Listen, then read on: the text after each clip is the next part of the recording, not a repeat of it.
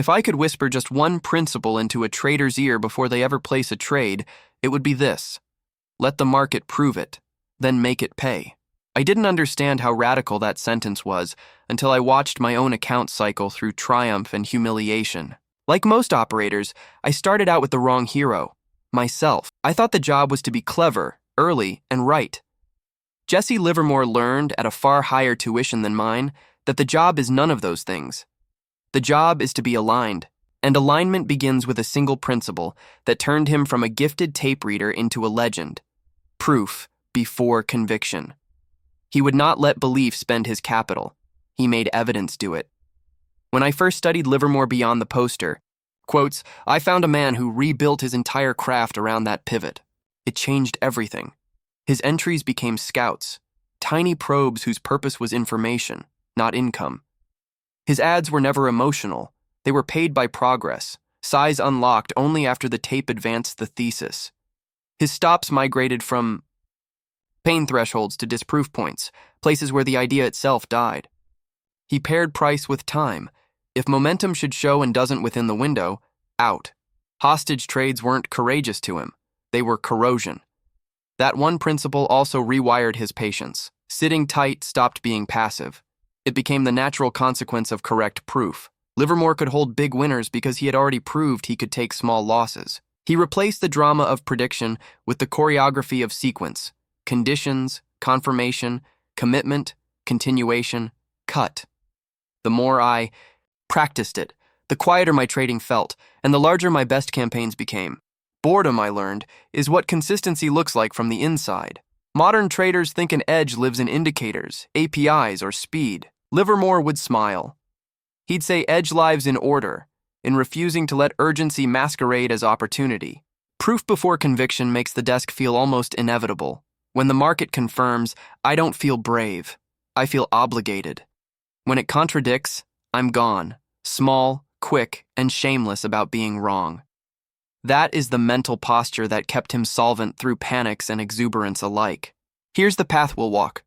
I'll take you inside the inner conflict this principle solves, the traps it disarms, the way Livermore framed it in his own rules, and the real trades, mine and his, where it separated professionals from participants. We'll translate it to today's screens with risk numbers, scaling triggers, correlation caps, and a daily loss circuit breaker that protects cognition before capital.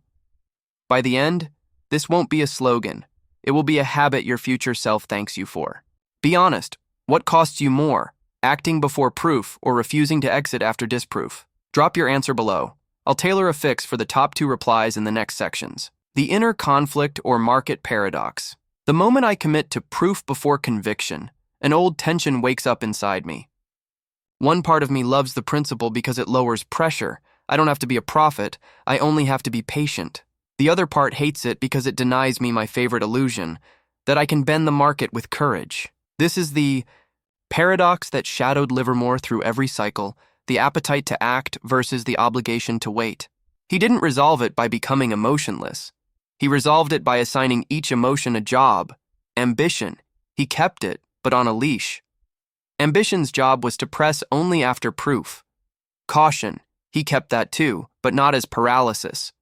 Caution's job was to defend until proof. When those roles swap, the account writes a sermon in red ink. I've seen it in myself. A clean principle at 8:30 a.m. becomes a creative interpretation at 1:15 p.m. If I'm having a need-to-win day, I treat the first uptick as confirmation and the first downtick as injustice. The principle is simple. The problem is time dilation. Minutes of boredom feel like hours of danger, and I feel compelled to manufacture evidence the tape won't give me.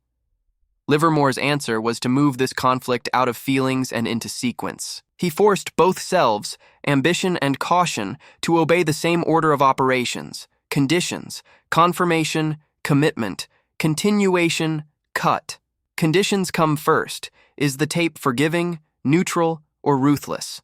In forgiving tapes, small errors survive. In ruthless tapes, even good ideas die. That single label decides attempt count, size, and the height of the confirmation bar. It's amazing how many bad decisions evaporate when the environment downgrades your permissions before the open. Then confirmation. Not a single tick. But behavior, a reclaim and hold of a real level, a pullback that breathes instead of bleeds, a range shift with participation. Only then does commitment arrive, and even that starts as a scout, small enough to be information. If the market sponsors me, continuation earns ads from profits. If sponsorship disappears, the cut is mechanical at disproof or time. The sequence is rude to my ego because it prevents the two most gratifying lies in trading. I was early, not wrong, and I'll just give it a little room. Correlation adds a sneaky layer to the paradox. Ambition wants activity, so I open 5 positions that rhyme, convincing myself I'm diversified. Caution whispers, one bet in a trench coat. Livermore diversified by character, not by symbol. Leaders versus laggards. Momentum versus mean reversion. Cyclical versus defensive. That's how you keep a single macro shove from bulldozing your whole attempt to act responsibly. And there's the cognitive fuse, the daily loss limit. Ambition calls it a leash. Caution calls it oxygen. Livermore left the room when he hit his number. I closed the platform at 2R because, past that point, my brain wants redemption more than information. Proof before conviction dies, the second redemption takes the wheel. This is why the principle creates calm only when it's paired with choreography. Without the sequence, I'll keep mistaking urgency for opportunity. With it, the paradox softens. Ambition accelerates only after the road is paved. Caution drives until then. That's how Livermore kept his identity from hijacking his method, and that's how I keep the promise I made in the last section.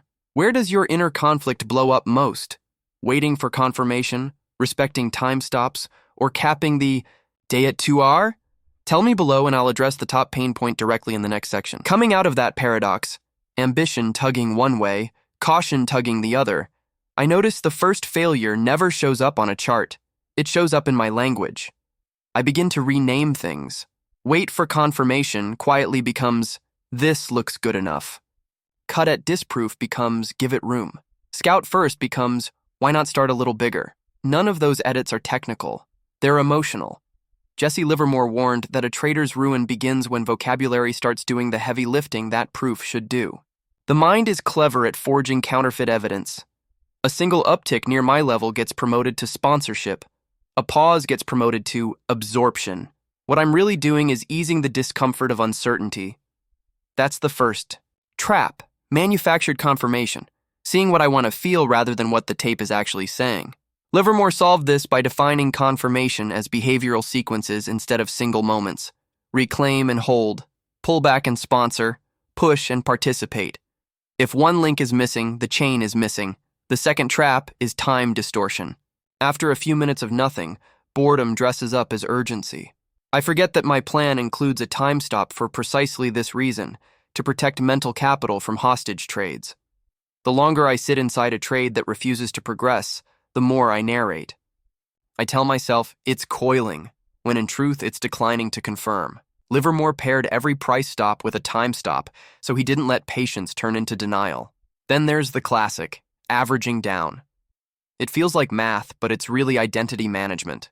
I'm not improving my basis, I'm trying to buy back the right to be right. Under proof before conviction, this becomes obviously illogical.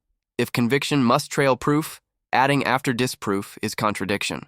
Livermore called averaging down the quicksand of hope. Each additional unit lowers my mobility until I can't execute the only action that saves me. Leaving. A sibling to averaging down is the narrative stop, moving a stop to where it hurts less rather than where the idea dies. The true kill switch for a thesis is structural, break of the higher low, failure of the reclaim, or temporal, the window where momentum should appear has closed. When I accept that, a stop becomes an agreement with reality instead of a negotiation with discomfort. Another trap wears a responsible mask, diversifying into clones. I open 4 positions across names that rhyme and convince myself I'm spreading risk. In factor-driven markets, that's one bet in a different jacket. Livermore diversified by character, leader versus laggard, momentum versus mean reversion, cyclical versus defensive. So a single macro shove couldn't bulldoze his day. Finally, there's method drift. A handful of small losses, and I'm tempted to edit the system mid-flight. New indicator, new time frame, new instrument. Pain screams, fix it now. Livermore's notebook answer was procedural. Finish a fixed trial count of fully qualified trades before evaluating changes. That keeps variance from masquerading as failure and boredom from masquerading as innovation. When I list these traps, manufactured confirmation, time distortion, averaging down, narrative stops, correlation blindness, method drift, I'm really listing one core problem. I want relief more than truth. Proof before conviction is designed to insult that impulse. It replaces relief with rules. Scout first, adds only from progress, stops at disproof and time, cap the day to protect cognition, count factor exposure, not tickers, review process separately from P&L. The result isn't perfection. It's a posture that makes bad days survivable and good days scalable.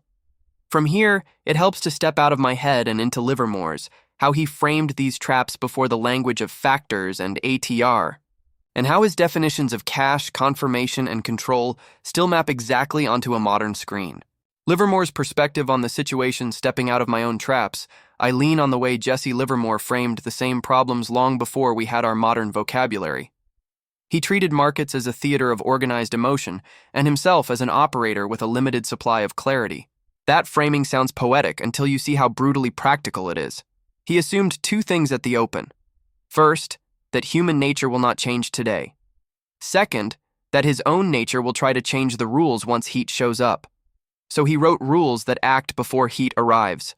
He started with cash as a position, not a pause, not shame, optionality. Cash bought him three essentials: time to observe without bias, the ability to act with size when proof appeared, and the emotional distance to refuse borderline trades. Most traders treat flat as failure. He treated it as inventory.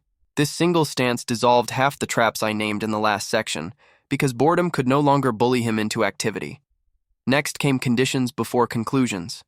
He didn't let a single seductive chart overrule the character of the general market. In his notes, he effectively tagged the tape as forgiving, neutral, or ruthless. Forgiving. Small errors survive. Breakouts get sponsorship. Leaders lead. Ruthless. Even good ideas die on contact. From that tag flowed his permissions: attempt count, size, and the height of the confirmation bar. The trap of manufactured confirmation loses power when the environment has already raised or lowered your bar for proof, then confirmation itself. He was allergic to single-tick evidence.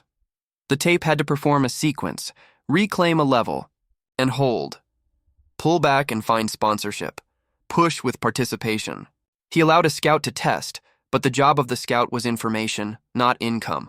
Only when the tape advanced the thesis did he add, and then only from profits. That turned greed into a scaling policy instead of a personality trait, and it made averaging down logically impossible. If conviction trails proof, adding after disproof is nonsense.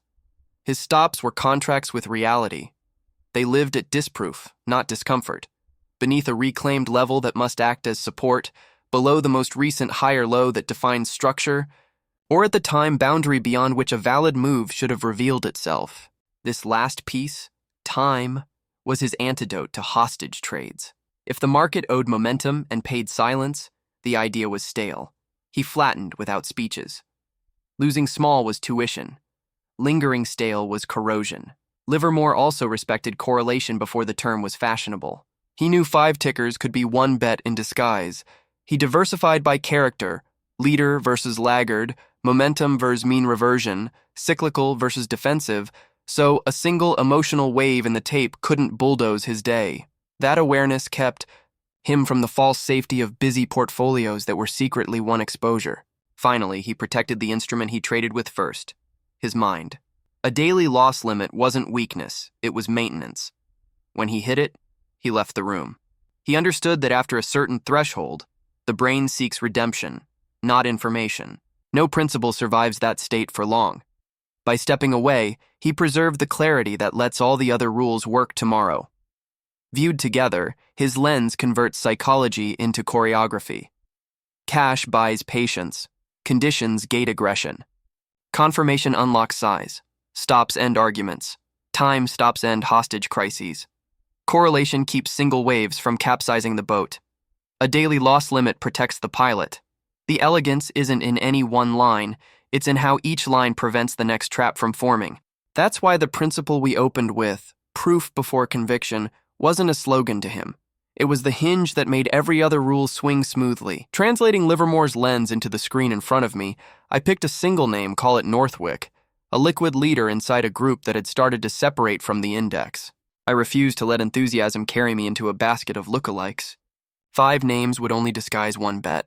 From the opening bell, I treated cash as inventory and spent the first 30 minutes on conditions. Breadth slightly positive. Volatility cooling versus the 20-day, sector ETF stair-stepping, leadership intact. I tagged the tape neutral to forgiving, which meant normal attempt count standard confirmation bar, and no need to force creativity. The level that mattered was last week's high, a spot Northwick had peaked above and surrendered 2 sessions prior. If the stock could reclaim and hold that line on real participation, the sequence would start. I wrote the plan in the journal before touching an order. Scout only on reclaim and hold. Disproof lives just beneath the reclaimed line plus a small range cushion. Time stop at 90 minutes if momentum fails to appear. Ads allowed only from profits on range shift or retest and go. Trail under structure. No letting a winner turn into a teacher. When price pushed into the level, I waited. One uptick is not proof. One candle is not sponsorship. It reclaimed, hesitated, dipped a few ticks below, and snapped back with bids stepping up, exactly the hold I wanted. I put on the Scout so small my old ego would have called it unserious. The point wasn't income. It was information. 10 minutes later, the pullback came. Orderly, spreads tight, selling unconvincing, and the higher low printed above the reclaimed line. Volume expanded on the push. That unlocked Unit NR2, funded by unrealized gains from the Scout. The market was paying for my aggression. My feelings were not. I checked correlation before touching size again. 2 peers confirmed with similar character, the factor ETF behaved, and the index internals leaned supportive. If that wave turned, I'd cut the basket, not pretend the single line was independent. Midday brought the usual test: drift, silence, temptation to narrate. This is where hostage trades used to grow. The time window kept me honest. At 70 minutes, Northwick printed an inside bar, then expanded with a clean range shift. That advance, proof renewed, paid for unit number 3. I scaled a third into strength at the first measured extension, lifted the stop on the remainder beneath the intraday structure that defined the thesis, and let it breathe. Late afternoon, the tape threw a feint. Fast fade back into the line. My old habit would have called it a shakeout and widened the leash. The journal called it a retest, and the plan required a hold. Volume dried into the level, buyers stepped and the stock lifted. The trail stayed where the idea would die, not where discomfort would ease. Into the close, I bled some size to bank the campaign and left a runner with a structure stop. No speeches, no heroics, just choreography. The next morning, a gap down kissed the trail and took the remainder out for a respectable exit. I didn't feel cheated. The campaign hadn't ended because I lost nerve. It ended because the information that sponsored it expired. I opened the journal and scored the process, not the P&L. Conditions tagged, confirmation respected, ads paid by progress, correlation policed, time honored, stops at disproof, no round trip. The line at the bottom read the same as always: proof before conviction. From there, the story naturally bends toward the moment every trader faces sooner or later. The day the rhythm falters, small rule breaks multiply, and you realize the next thing that must be rebuilt is not capital, but cognition, emotional low point or turning point. The first cracks in the Northwick campaign didn't come from price. They came from my posture the next day. Success has a way of loosening screws I swore were tight. I caught myself opening the platform a little earlier, skimming the checklist faster, telling myself I already knew the tape because yesterday had felt musical. That's the kind of confidence that doesn't announce itself. It accretes. By the 3rd session, I was making micro-edits to language that had kept me safe. The time window became flexible, the disproof level became contextual, and a Scout started to look suspiciously like a statement. Nothing blew up. That was the problem. Erosion never rings a bell. The market shifted from neutral to forgiving into a choppier mood: rotation, failed continuation, leadership thinning. My pre-open regime tag should have downgraded permissions, fewer attempts, higher confirmation bar, default half size. Instead, I told myself I could work through it because the read had been right all week. I took a clean first loss, textbook disproof, no debate. The second loss landed heavier than it should have, not in the account, but in the narrative. I felt the urge to make a point rather than collect information. When a third setup appeared, I could feel my breath shorten. I wasn't reading. I was remembering. I entered a scout that was mathematically small and psychologically loud. The tape answered with indifference. Pullback bled, sponsorship didn't show, and the time window ticked toward expiry. This is where my old self would have started Storycraft. Shakeout before the run, market makers' fishing stops, room to breathe. I watched my hand hover above the mouse to nudge the stop, just a little lower, and that image was the alarm I needed. I closed the position on schedule at disproof inside the time window and sat back. The loss was modest. The save was massive. I had intercepted the exact reflex that turns a quiet red day into a personal sermon delivered by a margin call. I triggered the step-away protocol I wrote for myself when calm. At 2R, or at 2 rule-compliant losses plus 1 near miss of a rule, the platform goes dark and the journal opens. I walked, drank water, and returned to a page with 2 columns I've come to respect. What the tape proved today, and what I assumed without proof. The left side was short and clear. Failed follow-through, stubborn supply at obvious levels, participation thinning. The right side was longer and familiar, due for a reclaim, typical shakeout, leaders won't break trend. I had been trading yesterday's character with today's money. The turn wasn't a motivational speech. It was a contractual reset. I rewrote the day's permissions in ink. Regime tagged ruthless until proven otherwise. Attempts capped at 3 with a bias to observation. Recovery size at half unit until 10 fully qualified trades restore rhythm. Ads only from realized or locked-in unrealized gains. Correlation budget tightened to protect against the single wave that erases careful work. I also recentered the metronome that kept Northwick clean. Proof unlocks size. Time defines validity. Stop sit where the idea dies, not where anxiety ebbs. By the close, nothing about the P&L would impress anyone. Everything about the process would. I had felt the slide begin and refused it. That refusal, quiet, unglamorous, repeatable, is the hinge of every comeback. From here, the principle that carried Livermore through panics comes back into sharp focus. The rule that turns restraint into power and converts a string of small, honest losses into the right to press when the tape sponsors you again. Coming out of that reset, the one rule that steadied my hands was the same one that stabilized Livermore after his worst stretches, proof before conviction. I had flirted with it before. Now I rebuilt the desk around it so thoroughly that breaking it would require breaking several other things first. I wanted the rule to be more than a sentence. I wanted it to be a sequence that carried me when adrenaline tried to drive. The first change was architectural. Every idea starts as a scout that asks a yes-no question. Will the market sponsor this? Sponsorship has a shape, not a slogan. Reclaim and hold a real level. Pull back and find sponsorship. Push with participation.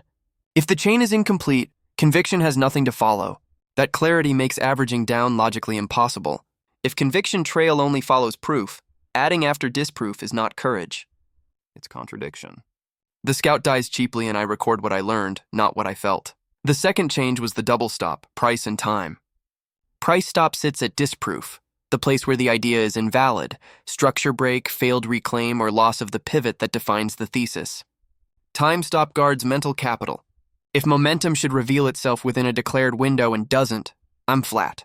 This killed hostage trades that slowly harvested confidence while pretending to be patient. When I enforced time, the room got quieter, my logs got cleaner, and my best campaigns extended because my mind trusted my exits. Third, I hardwired a paid ad policy. Ads unlock only when the prior unit's unrealized profits can finance the additional risk and fresh proof appears. Range shift, leadership confirmation, or sponsored retest and go. This turned aggression into math rather than mood. I didn't deserve size. The market funded it. Paradoxically, that made my big winners bigger because each unit arrived only after the tape proved it could carry weight. Fourth, I reframed cash as an active position. Flat isn't empty. It's optionality. Under proof before conviction, most hours are observation hours by design. The need to do something stopped feeling like diligence and started looking exactly like what it is: leakage. On neutral or ruthless days, the sequence authorizes fewer attempts and demands higher proof. I get to the bell with dry powder and a stable head, which is why I can actually press when the tape finally pays. Fifth, I counted exposure by character, not by ticker. 5 names on one factor are 1 proof, not 5. The rule demanded I keep a correlation budget, total open risk per theme. And when the index shoved, I reduced the basket as a unit. This prevented a righteous idea from being multiplied into reckless exposure. Finally, I protected the rule with a cognitive circuit breaker. At 2R on the day, the platform refuses new risk. Past that number, emotion wants redemption more than information. No principle survives that state for long. The breaker ensures tomorrow's operator is intact, which is the only way today's small losses convert into tomorrow's large holds. As these pieces snapped together, something subtle shifted. Holding winners became simple because exiting losers became automatic. The same principle that trimmed my worst days unlocked my best ones. I didn't feel heroic pressing. I felt obligated. Proof had already hired conviction. And when Proof withdrew its sponsorship, exits were no longer a negotiation with pride. They were the last step in choreography I had agreed to while calm. From here, applying the rule to a modern desk becomes straightforward. The tools change, brokers, dashboards, alerts, but the enforcement is identical. Regime tags that gate frequency, automation for time stops and loss limits, factor dashboards for correlation, and a journal that separates what the tape proved from what I merely assumed. That translation is where the principle stops being philosophy and turns into buttons, brackets, and behavior you can run every day. How it applies to modern traders. Translating that scaffold into today's tools means I don't rely on willpower. I let the platform express the principle for me. Before the bell, I tag the regime because Proof has different costs in different tapes. I run 4 quick checks: index breadth, realized versus 20-day ATR, leadership persistence, and factor correlation. If breadth is thin, ATR elevated, leaders rotating, and factors glued together, I label it ruthless. That one word instantly lowers my permissions. Fewer attempts, higher bar for confirmation, default half size, and a bias toward observation. In a forgiving tape, broad leadership, orderly volatility, sponsored breakouts, the bar lowers a notch and I allow more trials. The label decides how much proof I require before conviction is even allowed to speak. My orders encode the scout. Paid ad policy. The first ticket is a bracketed probe with a stop at disproof and a timer that enforces the time stop. If the reclaim and hold breathes correctly, if the pullback finds sponsorship, if the push shows participation, the platform unlocks unit number 2 because the unrealized on the scout covers the added risk. I can't add from mood. I can only add from market-funded progress. A second range shift or leadership confirmation unlocks unit number 3. Suddenly pressing isn't bravado, it's the arithmetic consequence of evidence. I used to lose the most confidence in hostage trades, ideas that didn't violate price but quietly violated tempo. Now, the time stop flattens them without ceremony. I set the window relative to structure and regime. Momentum continuations might get 20-40 minutes. Slower swing structures get sessions, not days. When the clock closes without behavior, I'm out. The exit log reads calm because the decision was made before the discomfort arrived. Correlation lives on a dashboard, not in my head. I map exposure by character, sector, beta, theme, factor, so 5 similar names can't pretend to be diversification. A simple rule caps open risk per factor, for example, R3R. When the index shoves, I trim the basket as a unit because the risk arrives as a wave. That single habit stopped responsible activity from turning into hidden leverage. Cognition gets the same respect as capital. The 2R daily loss limit is broker enforced. Hit it, and the platform refuses new risk. Past that threshold, my brain wants redemption more than information, and proof before conviction dies quickly under the weight of urgency. The circuit breaker ensures I show up tomorrow with a steady operator, which is the only way a string of small, honest losses converts into the right to hold a large, sponsored winner. Review is the glue. I keep a 2-column page after each session. What the tape proved versus what I assumed without proof. I score process 0 to 5 beside P&L and color code rule infractions. A green day with low process is a yellow flag. A red day with high process is tuition. Every 30 qualified trades, no cherry picking, I run a parameter check. If the distribution of outcomes shifted with regime, I adjust thresholds. If not, I leave the machine alone. That ritual strangles method drift before it starts. All of this makes the principle feel ordinary in the best way. The desk stops being a stage for my certainty and becomes a factory for my behaviors. Proof arrives, conviction follows, size gets paid for, and exits obey contracts with reality in both price and time. On the rare days when a campaign deserves me, I feel no adrenaline, just obligation, the sequence already decided. On the common days when nothing deserves me, cash feels like inventory, not absence. That's how the single principle that made Livermore a legend fits inside a modern terminal and produces the same quiet advantage. fewer dramatic errors, larger sponsored holds, and a nervous system that survives long enough to meet the next obvious move. Carrying the same architecture into a daily routine means I remove improvisation and let the sequence do the talking. I keep it on one sheet so I can run it even on my worst day. Chun regime tag, 5 minutes pre-open. I label the tape forgiving, cost, neutral, cost, ruthless from 4 readings. Index breadth, realized ATR versus 20-day, leadership persistence, and factor correlation. The label sets permissions, attempt count, default size, and the height of the confirmation bar. Forgiving, 4-5 attempts allowed, normal size. Neutral, 4 attempts, slightly higher proof. Ruthless, 3 attempts, half size by default, observation bias. Risk budget and circuit breakers. Per trade risk, 0.2505% of equity, 1R. Daily loss limit, or 2R, broker enforced. Weekly draw cap, cash, 6R. If hit, I trade half size until I record 10 fully qualified trades with no rule breaks. This protects cognition before capital. Write the setup card, not from memory. For each strategy, I pre-write entry behavior, disproof level, time window, and add criteria. Example, reclaim continuation. Entry, reclaim and hold of prior high plus sponsored pullback. Disproof below reclaimed level plus volatility cushion or below last higher low. Time stop, if no fresh high within N bars, minutes flatten. Add on range shift or retest and go with participation. Scout, paid ad policy. The first unit is a scout whose job is information, not income. If behavior confirms hold higher low participation, I unlock unit number 2, financed by unrealized gains. A second advance, range shift leadership confirmation, unlocks unit number 3. No ads from mood, only from market-funded progress. 5, stops that measure information, not pain. Price stop sits where the idea dies. Structure break, failed reclaim. Time stop ends hostage trades. If the window closes without behavior, I'm flat, no speeches. Winners are not allowed to become teachers.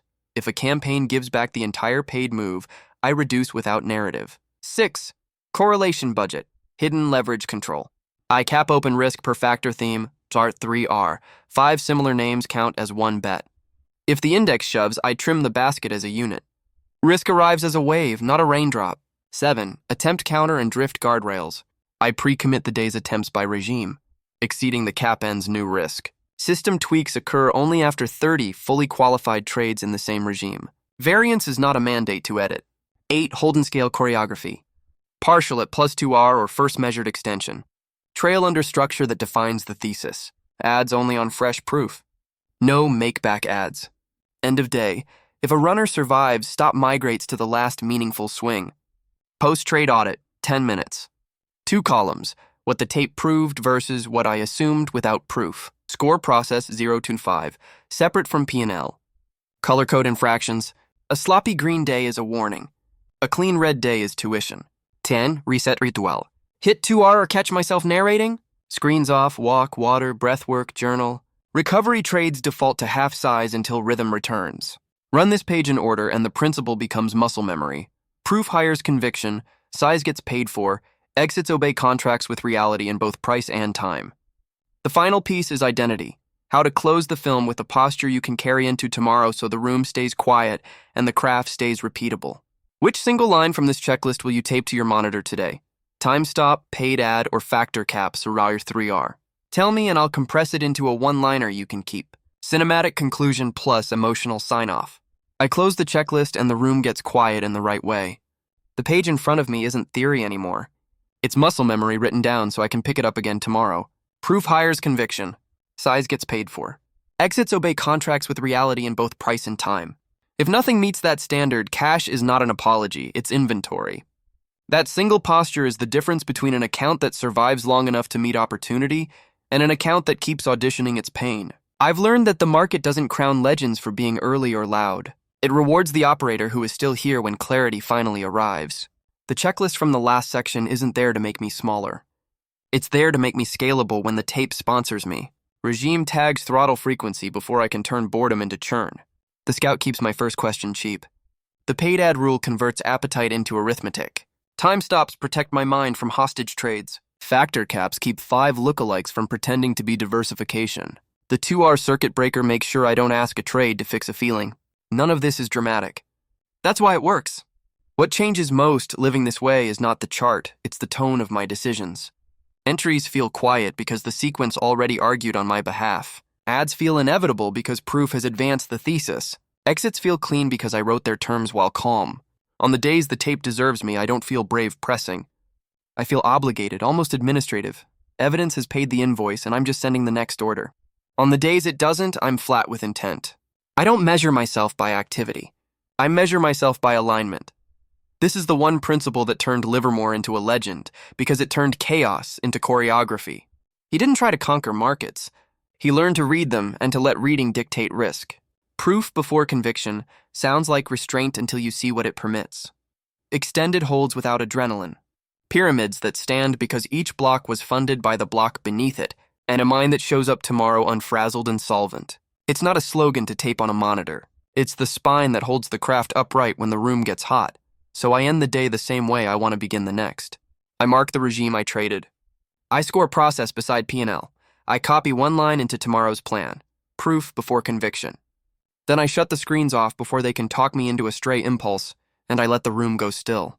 The market will write a new script in the morning. I don't need to guess the ending. I just need to arrive with rules that make my best behavior the path of least resistance, so that when proof finally knocks, conviction has no choice but to follow.